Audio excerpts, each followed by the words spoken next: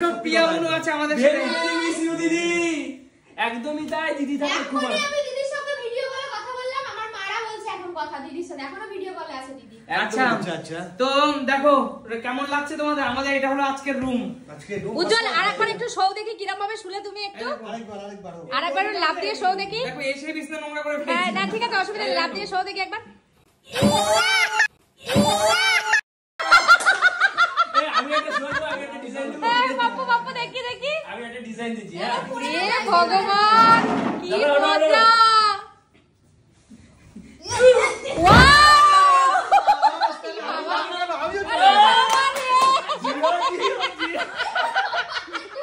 কি আরাম! বাবা রে!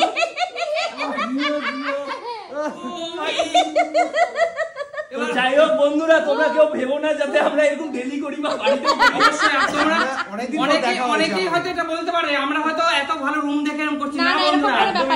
বন্ধুত্ব এমনই, আমরা যখন একসাথে থাকি, যখন একসাথে বন্ধুত্ব এমনই, একসঙ্গে থাকার। ভাই থাকে মালদাতে, একদম আমি থাকি নিউ ব্যারাকপুরে, দাদা থাকে মধ্যমগ্রামে। ওই জন্য আমরা যখন একসাথে হই আমরা এরকম আনন্দ করি।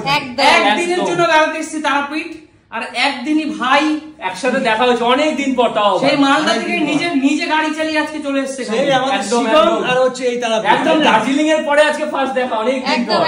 আর আমাদের বন্ধুত্ব এমনই, আমরা যেখানে যাবো না কেন সব একসঙ্গে। একদম, আর এইটা থাকবে আজীবন, যতদিন বাঁচবো। একদম। তাহলে চলো আবার নতুন করে ডেস্টিনেশন।